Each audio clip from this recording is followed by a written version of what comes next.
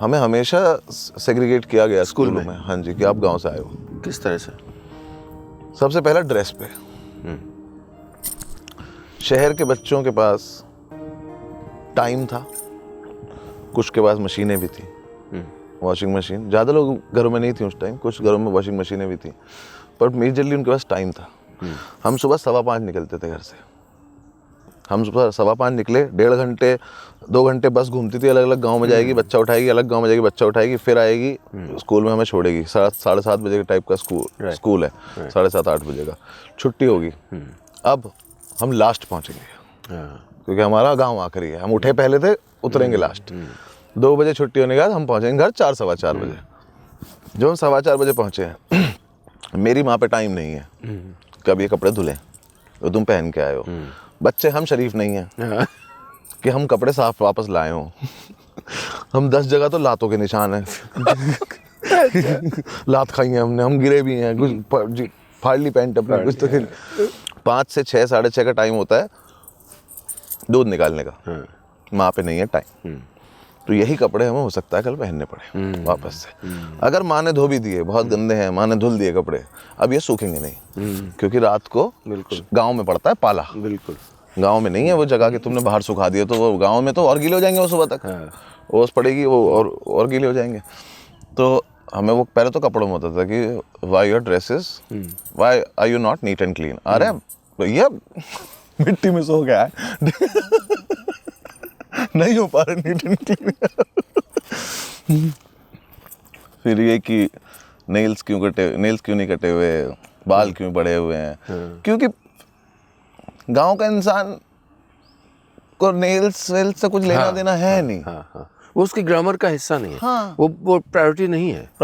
और उससे और ऐसा नहीं है कि उससे उसकी कोई बीमारी बढ़ जा रही है कि वो अपने मुंह में गंदगी डाल ले रहा है, ऐसा कुछ नहीं है। उसके नाखून उसके कई सारे लाइफ के पार्ट्स में काम आता है उसका नाखून। अब कोई हमारे काम करने वाला बंदा हमारे घर में, उसने एक नाखून अगर बढ़ा रखा है, उससे कोई पूछे क्यों बढ़ा रखा है, कि वो जो स्प्रे का कैन है वो जल्दी खुल जाता है। तो बस उसका है, उसका टूल है वो अपना, उसका हर चीज टूल है उसके घर में। वो किसान है, वो टूल ही टूल पे खेलता है पूरी जिंदगी। तो उस पर डांटे पड़ती थी टीचर से और बच्चों से भी। बच्चे तो दूर भागते थे ना। अच्छा, बस फायदा ये था हमारा उस स्कूल में, ज्यादा हमें अफेक्ट नहीं करी ये बात कभी, क्योंकि 70% बच्चे गांव से आते थे। तो जो 30% साफ थे वो गलत थे। हम तो सही थे अपनी जगह पे। तो अलग अलग गांव से जो बच्चे आते थे उस चक्कर में हम लोग बच गए। बाकी हम तो, हमारे लिए बहुत फैसिनेटिंग था वो। सोचो मुझे ये सब बातें याद है। उर्वशी नाम की लड़की होती थी 3rd क्लास में, उस पे पेन था, किसी तो कंपनी का पेन था, और जेल पेन तो सुना ही सुना था तब कि जेल पेन होता है, इसकी इंक के पीछे जेल होता है। अब देखो फर्क देखना आप, शहर का बच्चा कह रहा है इसकी इंक के पीछे जेल होता है, ये जेल ऐसे नीचे जाता रहता है, इंक इसको आगे भेजती रहती है। उसने इसकी साइंस सोची। अच्छा, गांव के बच्चे ने बोली करेगा पूरा मुंह इंक में भर लिया। तो इतना सोच में डिफरेंस है, गांव के बच्चे को खेलना है उससे कि आओ कुछ करके दिखा दो तुम्हारे साथ। तो याद था उसका पेन लेके, कोई तो किया? नहीं कोई एक हमारे दोस्त था, कोई किसी लड़के ने किया था हमारे साथ के, तो खींच के उसने पूरा मुंह अपना इंक में भर लिया था। But it was so fascinating कि इसके पास पेन है। तो जब वो स्कूल से निकलती थी तो उसे इसलिए देखा जा रहा है कि इसके पास पेन है, क्योंकि हमारे पास तो एक ही पेंसिल है, वो ही हमें। और गांव में तो सच बताऊं तो हमारा शार्पनर खो जाता तो हम मम्मी पापा को बताते नहीं थे शार्पनर खो गया। तो लगे पड़े पापा की शेविंग किट में ब्लेड निकाल के लगे पड़े, यहाँ से उंगली काट ली, फिर इस बात पे पिट रहे हैं उंगली कैसे काट ली। क्योंकि ब्लेड से छिली हुई पेंसिल अलग दिखती है, शार्पनर से अलग दिखती है। उस बात पे भी बहुत डांट वाट पड़ती थी। तो होता था हमें अलग थोड़ा लगता था, बट वही मेजरली इसलिए उसका ज़्यादा फर्क नहीं पड़ा क्योंकि गांव के बच्चे ज़्यादा थे। तो कोई इन्फीरियरिटी कॉम्प्लेक्स नहीं हुआ? इन्फीरियरिटी कॉम्प्लेक्स कभी नहीं हुआ, क्योंकि कॉन्फिडेंट मैं इसलिए था क्योंकि उस स्कूल में पर्टिकुलरली एक्स्ट्रा करिकुलर एक्टिविटीज़ बहुत ज़्यादा होती थी। अच्छा, कुसुम राणा हमारी प्रिंसिपल होती थी उस टाइम पे। उन्होंने सब कुछ करने की कोशिश करी उस स्कूल में। उनके बस, मुझे लगता है उन्हें ना बस बच्चे ही अच्छे नहीं मिले, बाकी उनकी तरफ से तो उन्होंने पूरी मेहनत करी थी। बड़ा स्कूल था, ग्राउंड बहुत बड़ा था। आप सोचो कि उन्होंने बेसबॉल तक इंट्रोड्यूस किया था। अच्छा, हाँ, वाह, मैंने बेसबॉल खेला हुआ है, सोचो। अरे गजब। मेरठ के बिल्कुल कोने में गांव में, मतलब गांव नहीं था, शहर के कोने वाले स्कूल में बेसबॉल खेला हुआ है हमने। तो she was wife of colonel और ब्रिगेडियर, अच्छा, या फिर वो खुद आर्मी में, ऐसा कुछ सीन था। तो शी वाज वेल ट्रैवल्ड, उनके साथ वो सीन था। तो अब तो मैंने सुना शायद वो स्कूल ही बंद हो गया। अच्छा, तो उन्होंने वो उस टाइम पे सब कुछ किया। तो एक्स्ट्रा करिकुलर एक्टिविटीज बहुत होती थी, फैंसी ड्रेस आपका, छोटे मोटे प्लेज, क्विज, डिबेट्स, ये सब होता था। अब उसमें क्या सीन था कि बड़ी सिस्टर इन सब चीज़ों की महारत हासिल कर चुकी थी, क्योंकि वो रही हमेशा से हॉस्टल में। तो उनके लिए तो इन्फीरियरिटी को मिटाने का यही तरीका है कि सुपीरियर हो जाओ, सब बच्चों से आगे कैसे निकल सकते हो, निकल के दिखा दो। तो उनके स्कूल में जो कुछ भी हुआ उन्होंने करते, मेरी सिस्टर ने मजाक नहीं पर कम से कम मेरे तो 50-60 ट्रॉफीज तो लाई होगी बाहर। अच्छा, 12 साल के स्कूल में, और इतने ही मेडल भी लाई होगी। एथलीट भी थी वो, अरे उन्होंने सब कुछ कर लिया था उन्होंने अपना। सेम स्कूल में थे तीनों? नहीं, अच्छा, वो बिल्कुल अलग स्कूल में थे। ओके।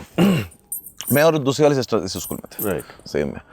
तो उनके नाम बताइए। निशी सबसे बड़ी सिस्टर, रुचि उनसे छोटी सिस्टर। तो निशी दीदी से रुचि ने सीखा, रुचि दीदी से मैंने सीखा कि extra curricular activities are equally important. किसमें करना है, वाई इक्वली इंपॉर्टेंट किसी को नहीं पता। सच बात तो हम अपनी इन्फीरियरिटी मिटा रहे थे इन बच्चों से, जो मेरे शहर के बच्चे जो हमसे इंग्लिश बोल के निकल जाते थे। मैं आपको एग्जाम्पल बताता हूँ, देखो सोचो, मुझे ये भी याद है। रवीश नाम का लड़का था एक, अच्छा, 4th या 5th क्लास में टीचर ने उससे पूछा 5 गुड फूड हैबिट्स बताओ। ये मैं पहले अपने शो में जोक करता था, फिर मैंने वो ड्रॉप कर दिया, क्योंकि मुझे बस इसलिए करना था क्योंकि मेरे मन में एक बात टीचर मैंने 5 गुड फूड हैबिट्स बताओ। तो हम तो सब ऐसे थे कि मिल जाए बस, पापा मम्मी की लड़ाई ना हो आज रात, टाइम पे खाना बन जाए, हम मिल जाए, बस खत्म होगी रात। रवीश उठा, उसने बोला कि मैम जब आप प्लेट में स्पून से राइस खाते हो तो स्पून और प्लेट के कांटेक्ट की आवाज नहीं आनी चाहिए। अरे दादा रे, 4th या 5th क्लास का बता रहा हूँ मैं आपको। हम सब ऐसे घूमे, हमने कहा तुम राइस स्पून से खाते हो? पहली बात तो ये पहली बात तो ये, और अगर तुम्हें सिर्फ आवाज का ही पंगा है तो हाथ से खा लो, नहीं आती।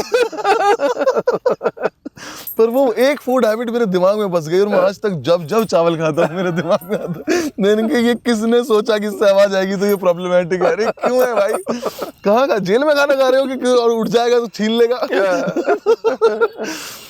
तो ये सब चीज़ों को कवर करने के लिए हमने एक्स्ट्रा करिकुलर एक्टिविटीज में घुसे।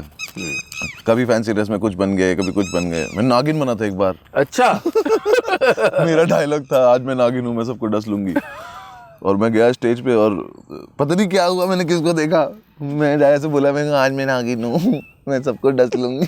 कोई डरा ही नहीं। और मुझे आज तक नहीं पता जिस टीचर ने मुझे नागिन बनाया उसने मेरे हाथ में क्यों सांप दिया। मैं तो खुद ही सांप हूँ। हाँ, और क्या, तो मेरे कॉस्ट्यूम के साथ एक सांप है मेरे हाथ में, तो मैं कैसा नागिन हूँ ये, जो खुद भी हूँ और सांप भी है। तो मैं आज तक वही सोचता हूँ टीचर से दोबारा मिलना है मुझे भाई, कि तुम ये 1st 2nd के बच्चे का कैसे पागल बना सकते हो यार, तुम खुद नागिन हो पर सांप लेके चलो यार, तुम में तो बुद्धि है, तुम तो 40 साल के हो। तो मैं नागिन वागिन बनता था। मेरा कजन भाई था एक, उसे सेंटा क्लॉज बनाया, उसे गर्मी लग गई, उसने अपनी झोली में अपने कपड़े उतार के बन लिए। तो वो सिर्फ अंडरवियर में स्टेज पे गया तो लोगों को लगा भिखारी है। टीचर कह रही हमने सेंटा क्लॉज बनाया था यार।